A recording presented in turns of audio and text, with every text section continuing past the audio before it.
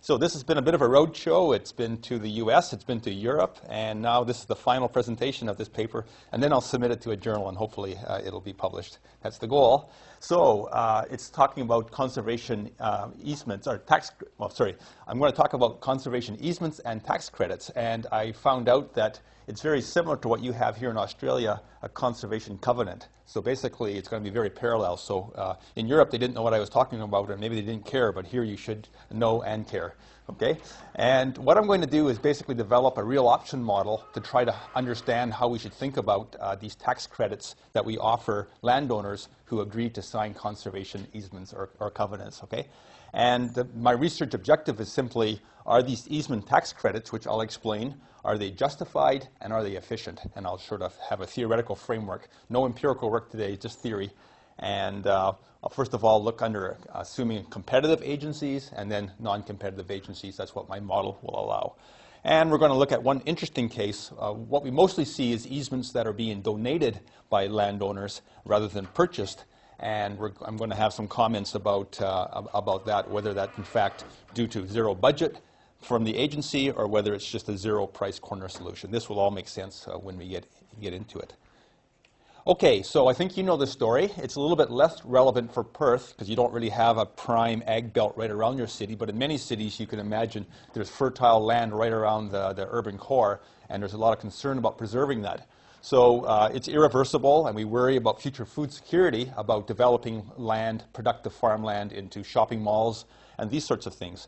So typically we use land zoning. Governments say, no, you can't do it. We know zoning for many reasons is inefficient, a blunt instrument. We don't have good information on it. So we ask whether there's market-based solutions to land use that we could use instead of zoning, okay? And what's emerged in North America and here in Australia is sort of these donated or purchase of the development rights, okay? And what happens then, a conservation easement is the legal mechanism for transferring the development rights from a landowner to a certified land trust.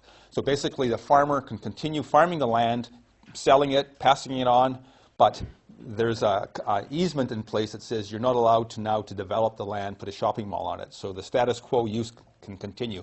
So it's a lot less expensive for these land trusts. All they have to do is buy the development rights rather than the whole land itself in order to protect it. So that's why this is sort of an attractive option for land preservation.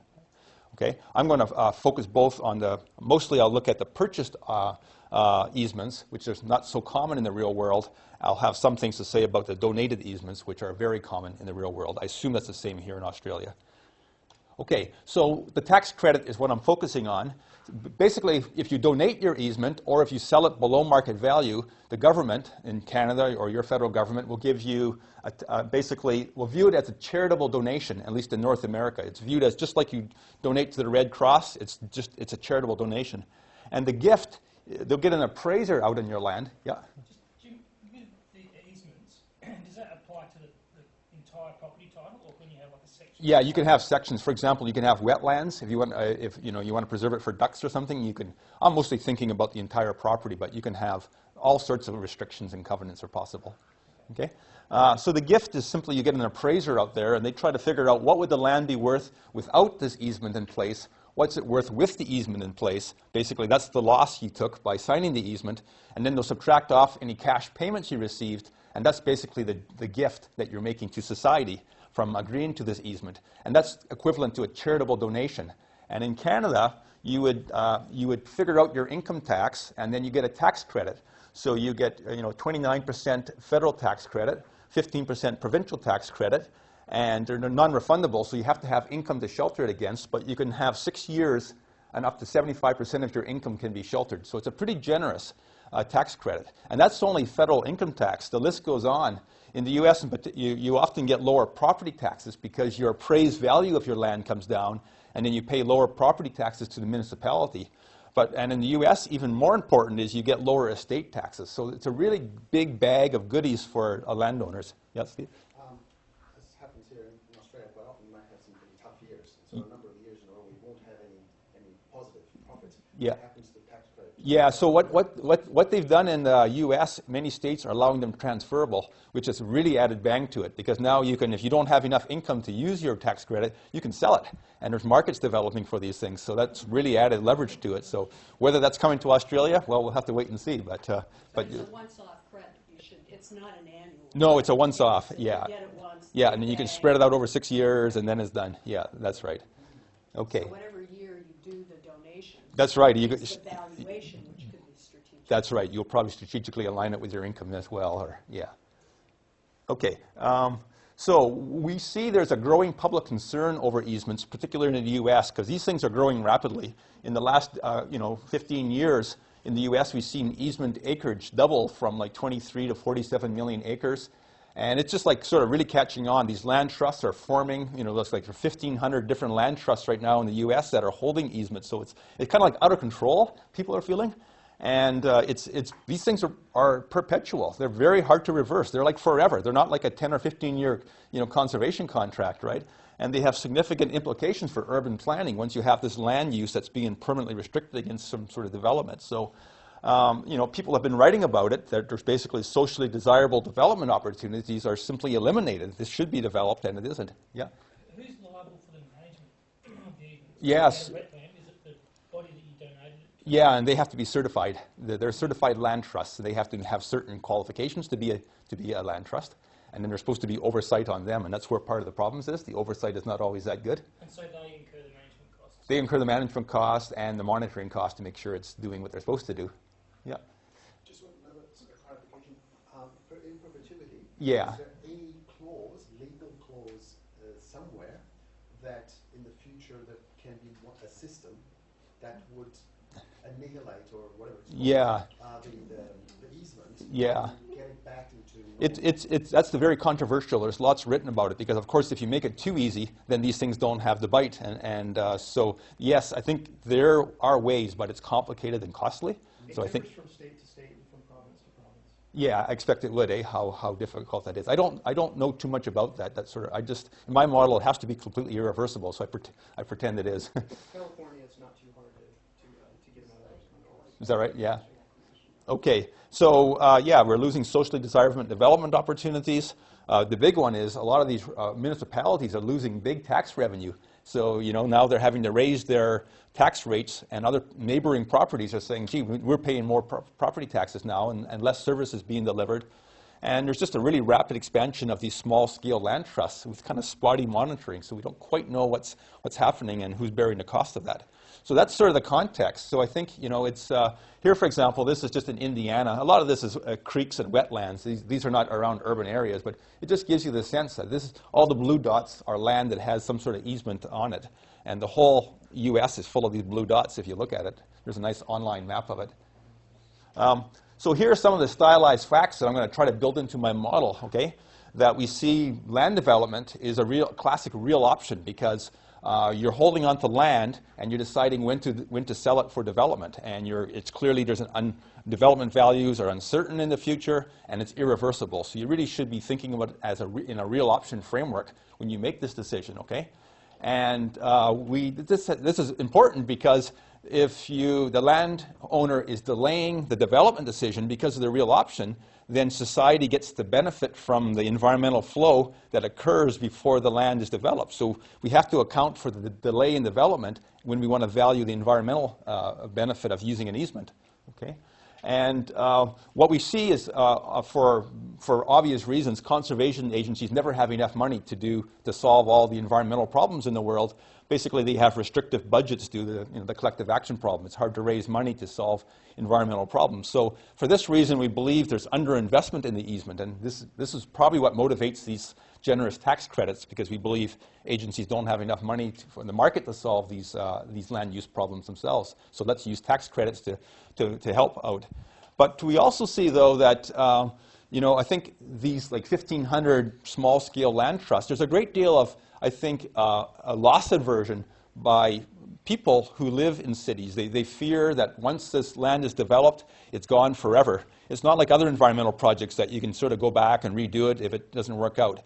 Land development is forever. So I'm going to characterize that. This is really important. I'm going to have, these are two tensions in the model. On the one hand, there's not enough money to solve environmental problems. On the other hand, when there is money, there might be loss aversion, concern over local food. There's probably an excessive level of protection of some land, and that's maybe why we see this very rapid expansion, okay? And those are the two tensions that will be at play in my model, loss aversion versus shortage of money, okay? And typically we would assume there's negotiations between the landowner and the land trust. That's a bit complicated to model, so I'm going to simply assume two alternatives. In the one extreme, I'll assume the agency makes a competitive offer to the landowner, and the agency is just happy to break even. In the other case, I'll assume the agency makes a now or never offer, and they basically capture any surplus that there is. So we'll look at the two extremes. Okay, so now that's the easy part. Let's get into a little bit of the math. The landowner earns a fixed profit from farming, that's pi, but they also have some value S, and this is really important. S is my private value of being a landowner. I like living out in the countryside, I like the green space around me, and importantly, different landowners have different valuations. Some don't really care about it, they just care about the profitability of the land. Others have a real strong desire for living out there. So S is the private lifestyle valuation. And of course, that's private information. The agency doesn't know how you value the land, right? So we have to take that into account. But the agency knows that it's sort of drawn from some distribution G of S, okay? Now, so without the option, without the easement, the landowner would say, well, here's how I value the land. Pi plus S over rho, rho being the discount rate. That's my capitalized value of my profits and my lifestyle benefits, okay? So, but the landowner is noticing that there's a developer, kind of making offers to him and his neighbors, and this development price, V of T, is kind of stochastically evolving over time. And this is where the real option comes in. They have to decide when should they pull the plug, sell the land to the developer, given that they don't quite know whether it's going to be worth more or less in the future for development. Well, it's trending up, but whether it's going to be a big jump or not. So the real option theory tells us how to design this rule, and I'll show you this in a bit, that you should wait until the development value rises to this threshold price VD, and that's the trigger. Then you pull it. So when you're offering an easement, you have to be aware of that the landowner has this option, and if it hits VD, they're going to sell. So this is going to affect your easement price that you offer, the extent that V is likely to rise to VD. Okay, so this is all built into the model. And so basically then we get an option-inclusive value of the land, okay? So it's clearly more than this, because the landowner says, well, this is my current use value, but I also have the option to eventually sell it for development. So and I'll show you a formula for this in a bit. So this includes the option to eventually develop if I don't choose to do the easement, okay? So this is sort of laying out the basic framework. So then what happens if I do decide to take the easement, now I'm stuck. Now I have no more option to develop the land. So I'm a farmer forever. I get this. I get some upfront payment from the agency, P, and I get a tax credit. The tax credit, the appraiser comes along. They don't care about option-inclusive value. They say the current market value is V. You're currently earning this. We don't care about your lifestyle value. This is what you're currently earning. And we'll subtract off the price you received. This is the gift you're making to society. And we'll give you a tax credit at rate tau on that. So if I sign the easement, then this becomes what my expected present value of lifetime earnings, okay? So I'm going to compare this to this to decide whether or not I should accept the easement. Okay, so that's the next step. We're going to find out, so here's what's happening. So at date 0, the agency makes an offer to the landowner to sign the easement. And if the landowner accepts the offer, then he loses the option to develop, and they get this expression that I showed you earlier. If they reject the offer, it's a now or never offer, so it's not revisited. If they reject it, then there's two things that can happen. Either the value is already at the threshold, in which case they're going to sell to the developer immediately, or it's below the threshold, in which case they're going to delay until the optimal time, but they'll eventually develop.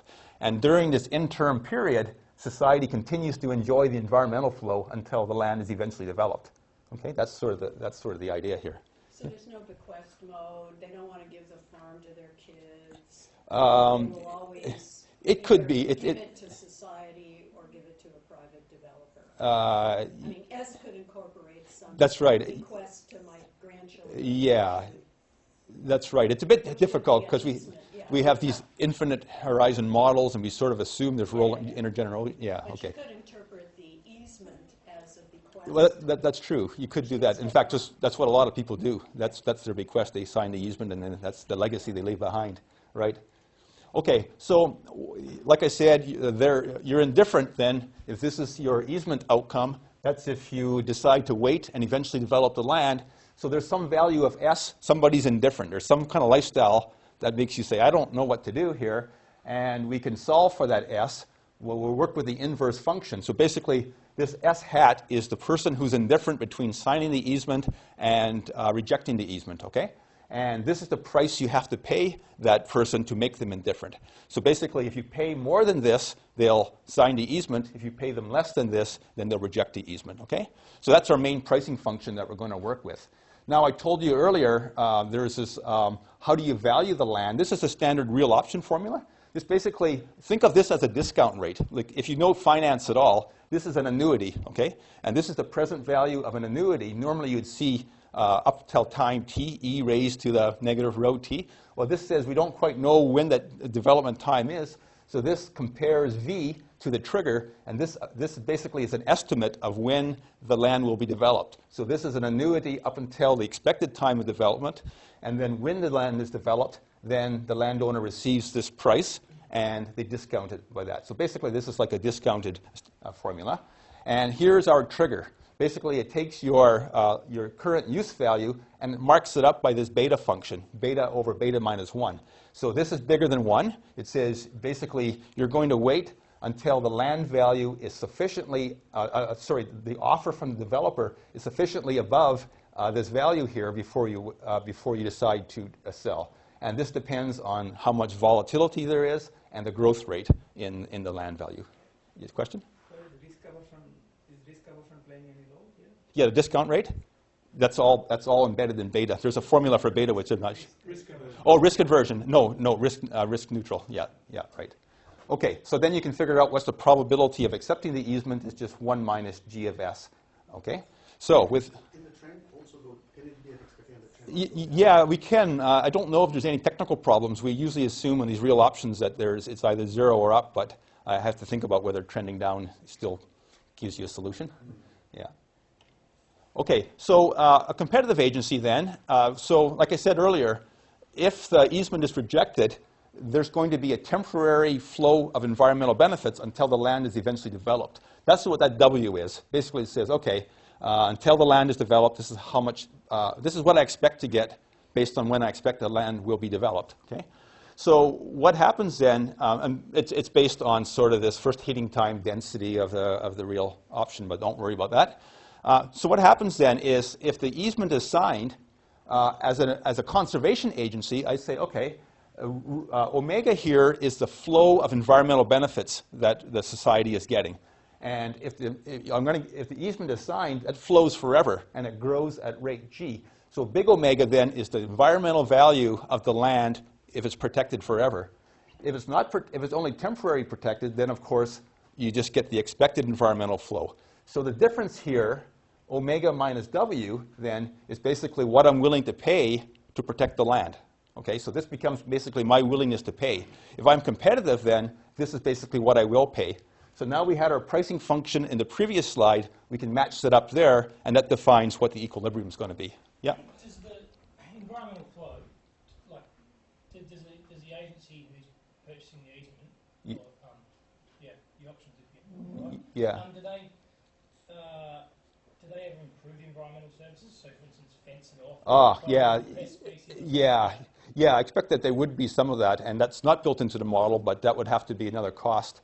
And I don't think it would really affect the main results here in terms of the tax credit. But yeah, I think typically there's also a budget for that. Yeah. Okay. So if in fact the agency offers this price, well, we know from COAS, essentially we get the efficient market outcome. Basically, the landowner will agree to the easement if it is socially optimal to do so. We'll reject the easement if it's socially optimal to do so. We have no more externality. So that's assuming, though, that the agency is risk neutral and has no budget constraints, no loss aversion. So, of course, this is not going to be the case, and this is why the tax credit will become needed. Okay. So then we jump ahead, and let's introduce these two tensions that I was telling you about earlier. The agency has a fixed budget B that they operate with, and so after they'll have a residual budget. After they pay P, they've got some money left over, and they'll invest it in just some sort of zero-risk local project, maybe just habitat restoration or something like that. And that has a return lambda. Now this lambda is important because it basically is the shadow price, the shadow value of surplus funds. If they're really scarce, if those funds are really scarce, lambda will take on a high value, which means they're budget constrained, okay? So the higher the value of lambda is a measure of the extent that the budget is constrained. So keep that in mind. On the other hand, the agency is loss adverse. So we'll use prospect theory. So the agency sort of has some reference point in mind in terms of environmental surplus. R is sort of the environmental surplus, which serves as a reference point. If the environmental outcome is below R, they view that as a loss. If it's above R, they'll view that as a gain. So we're just basically building some prospect theory framework in here to keep, rather than using nonlinear utility functions, it just keeps everything nice and linear. Okay? So basically, losses are valued at gamma, which is greater than 1, and gains are just valued at 1. So now we'll put gamma bigger than 1, which means the loss adverse. Okay? And what I'm going to assume then is, okay, just show you how this works. Society, just to make it simple, we'll assume society has no budget constraint, lambda equals 1, and society is not loss adverse. We'll just assume that gamma is equal to 1. So the local agency is basically more loss adverse than society as a whole, and that's why we might actually end up in inefficient overinvestment in the easement. Okay? So here's a situation where they're budget constrained. Now, this dotted line, this is the two dashed lines are for society, a social planner. Okay, this is the value of the land with the easement. This is the value of the land without the easement. This is the break-even point where they're equal. So above here, society says, you know what? We should reject the easement because it's worth more without the easement than with the easement. Here, we should have the sign the easement because the easement is worth more with the easement than without the easement. So that's the break-even point. What happens with a budget constraint is simply shifts this schedule down, and you end up then with the S getting bigger, which means for these folks in here, they're actually, see, anybody with less than the break-even point rejects the easement, right? So for these folks in here, they're rejecting the easement, even though society would prefer them to sign the easement. So that's where the efficiency loss comes in, and that's due to the fact that they have not enough money to pay the landowner. That's the budget constraint, okay? So this motivates the use of a tax credit to try to bring this guy back down to this guy to eliminate the loss, okay? Now, so what do we see? Well, if you work through the math, it's actually, the math works out surprisingly simple, given that it's a real option model and there's lots of stuff going on. We can always find a tax rate, a tax credit, tau star, that basically returns the agency outcome, makes it efficient. We can always achieve sort of an efficient solution. The problem is the tax might be negative to do that. So there's always a tax that does it, but it might be negative. So obviously, why would it be negative? Well, if you're not very budget constrained and you have a high degree of loss aversion, then you're going to be overly aggressive in paying the landowner, and you're going to then, society's going to say, wait a minute, you've taken it too far, you're paying too much for the easement, and we have excessively high probability of acceptance. So that's the result. So the price might be inefficiently high, and the probability of an easement outcome inefficiently high if our actual tax credit is bigger than this tau star. So maybe the right tax credit is 15% in society, and we're offering 25 or 30%. So we've gone too far. We're given too much encouragement, and there's too many easements being signed. Okay, so here's a case. Tau star is obviously increasing with lambda. So the more budget constrained you are, the higher the optimal tax credit, and the more loss adverse you are, then should be the relative to society should be the lower the tax credit. Okay? So here's an example. If you were loss adverse and had no budget constraint, then the optimal tax credit would be negative, and we would clearly clearly be inefficient by offering a positive tax credit. Okay. This one here, tau star, is a decreasing function of the development value uncertainty. This is where the real option results come in, because if you this is kind of cool, because the more uncertainty there is in the development value, the more incentive there is for the landowner to delay the development decision. So we're getting the benefits, we're getting the environmental benefits without having to pay for it. So the agencies then will pay less for the easement, and the landowner is less likely to want the easement because they have a better option for development. So both on the demand side and on the supply side, development uncertainty reduces the value of the easement. So therefore, it should be a lower tax credit as you have more uncertainty. That kind of brings in the real option result to the forefront. Okay, now we turn to a non-competitive pricing. In this case here, it's a bit more complicated. We set up an objective function for the agency. Let me use this cool stick here. I see everybody else doing it. This is the surplus for the agency. It's basically the environmental surplus minus the price that I have to pay for the easement. This is the probability that the easement is going to be signed. And then this is, if the easement is rejected, what's my environmental surplus? Okay? And don't worry about that. And so I'm going to choose S star to maximize that. And I can get, it turns out the first order conditions of this problem look exactly the same as the competitive case, except you have this sort of standard monopsony extra term in here, okay? It's basically, it's your standard sort of, what am I thinking of, inverse elasticity rule. Anyhow, what happens then is that it's interesting because the agency actually exploits its monopsony power. It's, even though I care about the land, I also care about my surplus, and I'm going to actually offer the price of the easement lower than what a competitive agency would do in order to try to increase my environmental surplus. So you end up with a lower probability that the easement will be accepted if you have sort of bargaining power as an agency. Okay, so what we see then is we don't really think about, well, let me explain that later. So all it does is shift it down to this red curve. Market power shifts it down to the red curve. And now instead of having the outcome here, we have this extra bit of inefficiency due to a pricing distortion. So now we have an efficiency loss in the market of this big, okay, due to the fact that the agency has some monopsony power when bargaining with the farmer. Now the tax credit can play this extra role for not only reducing this loss here, which is due to the budget constraint, but also trying to reduce the loss which is due to monopsony pricing. That's a standard rule in any kind of monopsony when you have a subsidy or a tax to eliminate that. Okay?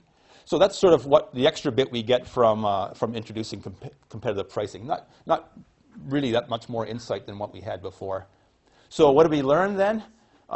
What's interesting, though, in this case is what we call the pricing pass-through. We know that, well, let me explain it. So if you have a competitive agency, if I raise the tax credit, the agency is going to lower the price. But there's a one-for-one offsetting, okay? Because the agency continues to earn zero surplus. So I raise the tax credit and the price goes down.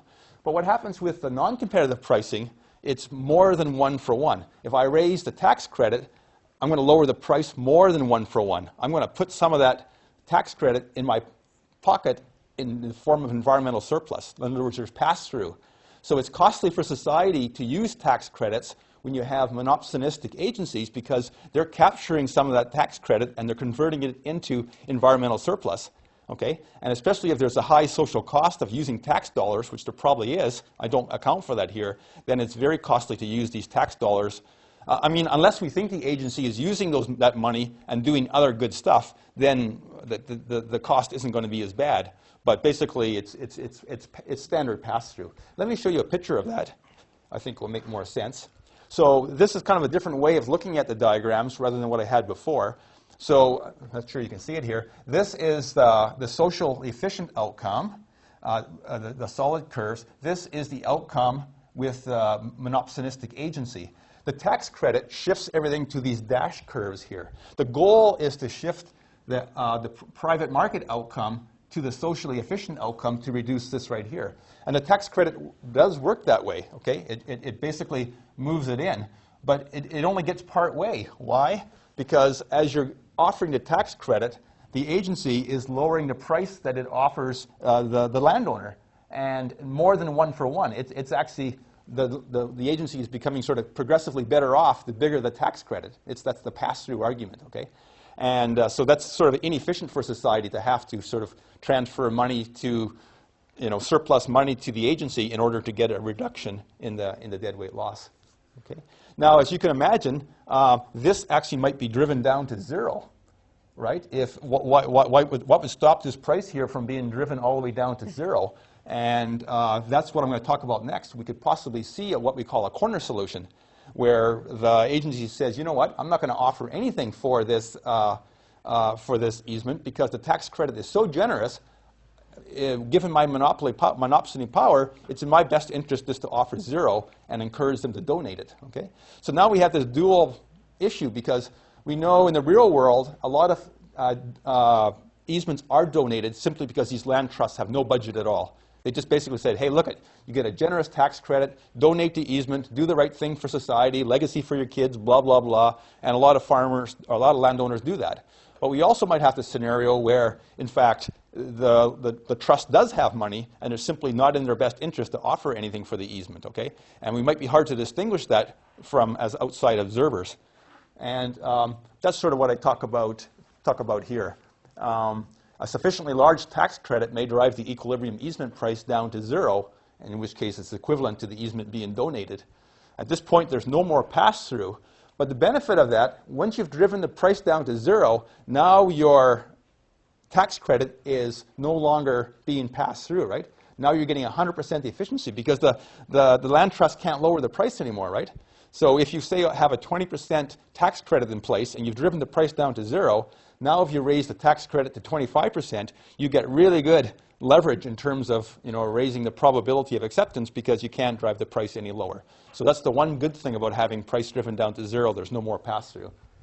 Okay, so here my earlier comment, it is not possible to distinguish between an easement that is donated because the agency has no budget and one that's simply a corner solution because of excessive pass-through.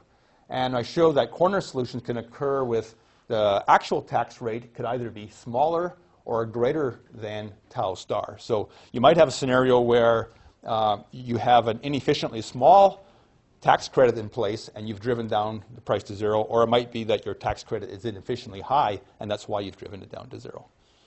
Okay, so lots of results. I think I'm going to be just on time, which I'm pretty proud of. I was a little sweating because this was normally an hour seminar, and when I learned it was a bit shorter, I had to rejig things. So my sense of it is that these easements are basically subject to a type 1 and type 2 error. We see easements being signed on land where society says, no, we shouldn't have done it there.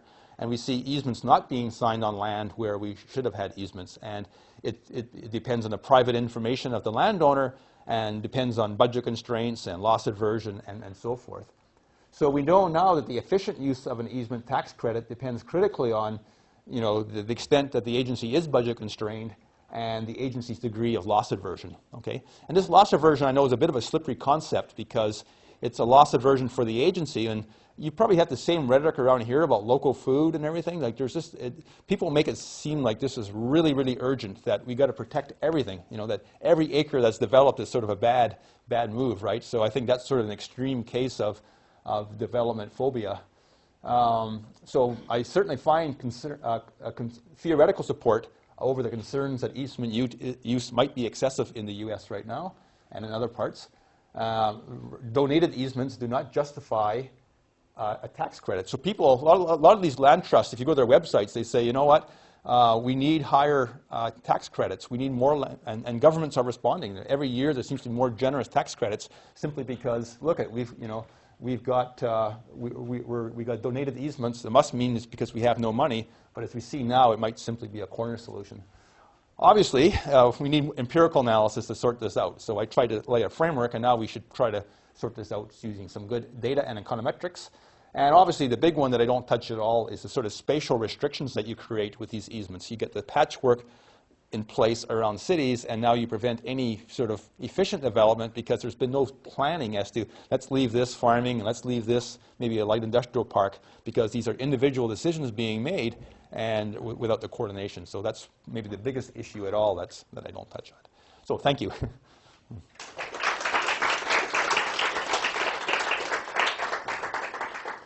Question?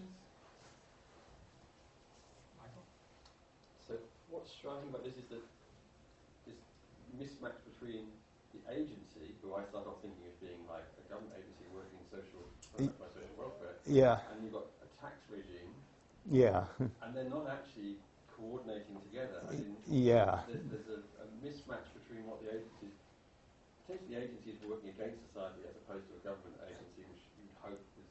Yeah, I think that's a fair assessment, Michael. I think the way I view it is that the person in charge of the taxes is internalizing all sorts of, all the market externalities and all the surplus, whereas the agency, what I'm calling, is only interested in the environmental surplus. They don't care so much about the other stuff going on. Certainly, they have a different utility function. Yeah. I mean, it's you know, and it might be a government agency that simply, hey, we're charged with the task of managing the environment, so we don't care about anything else. Or it might be a private land trust. Yeah. Just wondered, I mean, does the landowner benefit have an informational rent due to the private information about their amenity value? Yeah, yes, and I didn't really talk about that, and I don't make it very clear. In the first case, no, there's no informational rent because it's a binary decision. There's no sort of supply curve that you can create that I haven't thought about this for a while, but because it's sort of a yes-no decision and I offer everything or not, there's no information rent. And the other question is, I mean, is it the sort of sense that there's a missing policy instrument here that could actually take them from what is a second best or best with tax to a first best? No, well, there is no first. The first best is command and control because of the uncertainty in the development value. Basically, a central planner would say, let's just wait until we're absolutely sure that the development value has hit this V social value threshold, and then we'll develop it. So I don't think it's like if you had a subsidy or any kind of tax or anything else in combination with a tax credit, you could do that. I have to think about that a bit more, though. Yeah. In Canada, I mean, one of the problems is that the tax credit is fixed by the federal government. Yeah. There's no flexibility in the tax credit. I don't know what happens in the U.S. I haven't looked at that lately.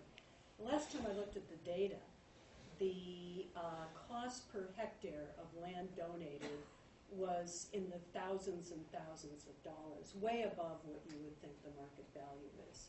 So just the empirical, if you look at total donations versus total tax credit, Right. it's super expensive land.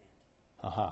So your model would say the tax credit's way too generous. Way too generous. Oh, I see. Just based on the capitalization. Just based on the value, I mean, just there's no way. I mean, right. if ag land is selling at $500 Yeah. a hectare, Yeah. and you're paying $5,000 for it. Right. You're capitalizing. You've got too high a Yeah. tax rate. But so how do you adjust for that, given the fixity Yeah. of This. the tax credit? Right. Right. So it supports your argument that tax credits, Are very can't- blunt. are Yeah. a very blunt instrument, and this is an inefficient way to get conservation because we're paying way too much for it, and those funds could be used by society to buy more better land. Right. Right. No, it's a very good point because we do see examples of really quite marginal, like land that doesn't have much environmental value being donated and sizable tax credits. But what happens is that yeah, it's blunt, but let's leave it at that. But what's happening now is increasingly governments are saying, well, let's make them transferable, and then let's add on estate taxes. So it's sort of the layering of the different benefits that just making in the U.S. it's making it worse. Just thinking about that sort of blunt instrument tax, and your theoretical model sort of we're assuming that the environmental values are sort of uniform. Yeah. The development values are uniform. In reality, there's going to be spatial variability. Sure. Some environments going to be Sure. low environmental values, and some have potentially high development values. So, does that mean you should really be looking at? So, one way to obviously to accommodate that is to pay more for the land if the development value is high, and the environmental value is higher too, or something.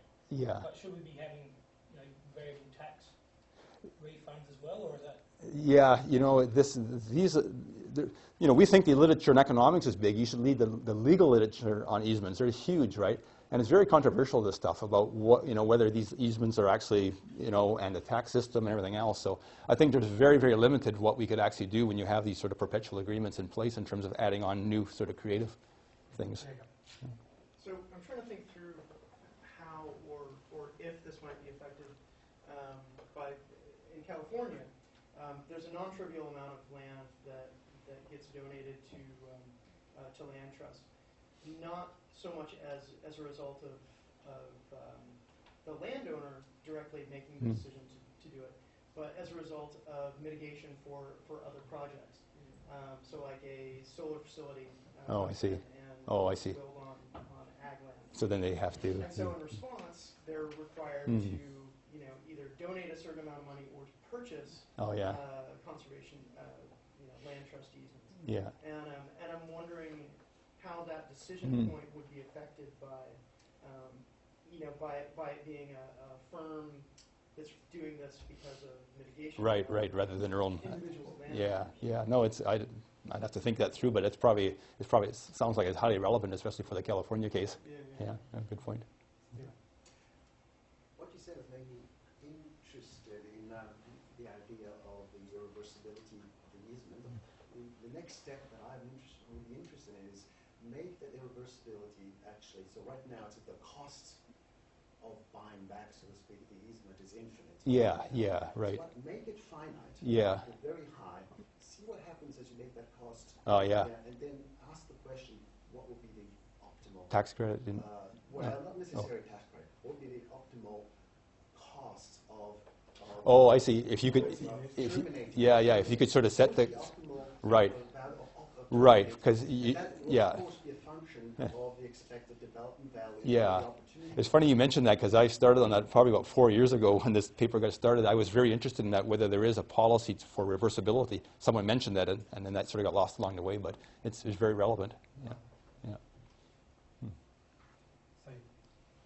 So one thing is that I think you assume that the ecological benefit is linearly increasing. Like, would it change if you go for a plateauing thing? Like if you and then stabilize it?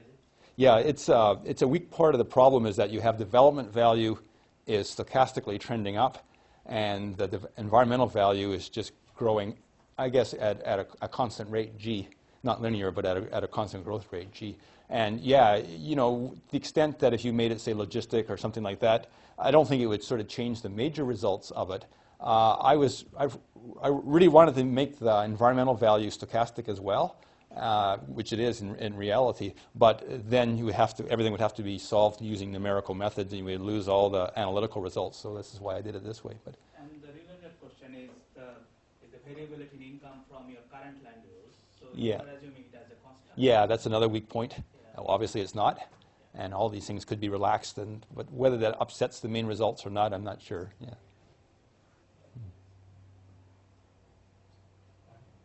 Can I buy an option for an easement? Like in what sense? Well, I don't necessarily want to lock it up now. Yeah. But can I? Oh, I see. Yeah. Get over the uncertainty of just saying, well, at some stage I may be able to trigger this. Yeah, that's an interesting point. There should be. I mean, options are efficient, right? And especially if there's risk aversion and people. I don't think you can now in any mechanism that I know, unless it's informal. I don't know how these land trusts actually work. I don't know how these negotiations work. I don't know whether they'll have forward agreements or. So maybe it is sort of happening informally. It's a good, interesting point. In more general, I know this is a huge, big debate in the legal, juridical area. Can economists actually contribute to the debates among lawyers and where they are to bring more consistency and so on because they are the people who are actually driving. Yeah, I think I don't know, but my sense, and Nancy might have a better sense, she works more interdisciplinary. I think some lawyers who understand economics would actually be very receptive to understanding the economic arguments, and other lawyers not so much. They wouldn't just not get it. Yeah. No, they love taxes, though. So you've got that nexus between the tax treatment and the asset. Then you've got lawyers generating rents for themselves. Like crazy. I'm interested in I'm a little bit confused perhaps about what the tax credits are offered for. So we've talked about them as if they're being offered for environmental benefits. Yeah. But what if it's not? What if you just put your land into an easement because for some other reason? Can you get a tax credit for that? No. It's someone Yeah. doing an evaluation. Yeah, someone does an evaluation. You have to qualify. At least in Canada, you have to qualify, and someone has to say, yeah, it's for environmental reasons, and then you're good to go. Okay. Yeah. And they're actually a detailed list of attributes. Yeah. So it has to be, if it's riparian, it Yeah. has to be blah, blah, blah. Right. That's the part that is done more well. Yeah, that's right. I think Not that's just any old easement. no. Okay, is that sort of carried all the way to like quantifying environmental benefit index of? I don't think so. Okay. No. That exists in the Yeah. existed in the conservation reserve. Yeah, program. right. Yeah, no, like Nancy says, there's base parameters, that it clearly has to be some environmental benefits, but beyond that, they don't really care how much there is. Leave that to the market to sort out. Ours is way less sophisticated than the U.S. It's more like a satisfying Yeah. thing. Yeah, it's physical. It's just get to a certain level, anything beyond that. Yeah. Yeah. Which is why you get this distribution of, probably really good donations from the ecological point of view to losers. The reason I was asking this question is it could be part of causing the fact that you're getting a lot. Oh, I see. Yeah. One type, Yeah. two. Yeah. Because you just don't know. Yeah, right. No. Anyhow, good question. Thank you. Perfect timing as I revise my paper and send it off.